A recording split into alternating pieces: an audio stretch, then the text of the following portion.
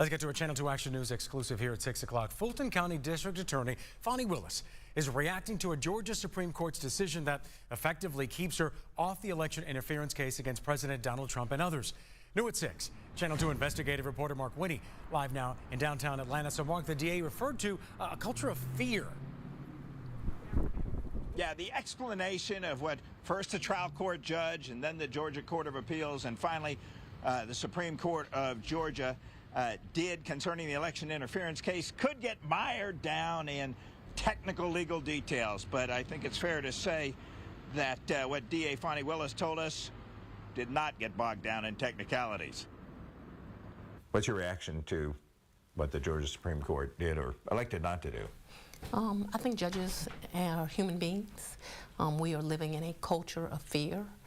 It did not surprise me. Our appointment for an interview with Fulton County District Attorney Fani Willis involved a story we're pursuing about a recent murder conviction.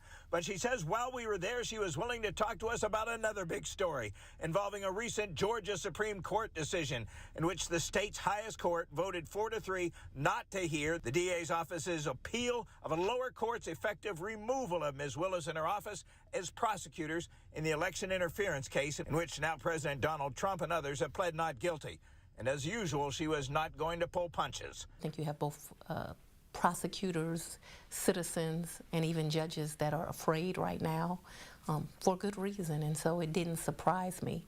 There's many members of that Supreme Court I'm very fond of, but they're human beings. They have families, and I'm sure they were afraid to do anything other than that. We reached out to a public information officer for the Supreme Court of Georgia who emailed, "I cannot comment beyond what the court has already said in its written opinions about these cases." The Supreme Court only addresses issues of greater legal importance to the entire state of Georgia. And they said this case wasn't one of those cases. For perspective, we turn to defense lawyer and former DeKalb District Attorney Robert James. The Supreme Court specifically did not make a finding about DA Willis's conduct. We reached out to Steve Sadow, lawyer for President Trump. Sadow's statement said in part, quote, Willis's reaction to the Georgia Supreme Court's fundamentally correct decision, refusing to hear the case by claiming it was due to its fear of President Trump, is absolutely ludicrous, unquote. It added, quote, she brought a political prosecution against the 45th and 47th president of the U.S. who is innocent, unquote. It also said, quote, she refused to accept the odor of mendacity found by the trial court and simply expected the Georgia Court of Appeals to gloss over it, unquote.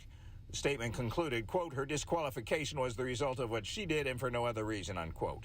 DA Willis says she believes the executive director of the Prosecuting Attorneys Council, who bears the responsibility of trying to find another prosecutor to take over the election interference case or to keep it for PAC, has a tough job. The reality is it's going to be hard to find a prosecutor that's not afraid to prosecute that case when one of the primary defendants is threatening anyone that would dare to prosecute them. Not only do they not have the resources to do the case, but there's fear-mongering going on right now. And there aren't that many very large DA's offices in Georgia with the resources to handle something like this. And number two, politically, it's a hot potato.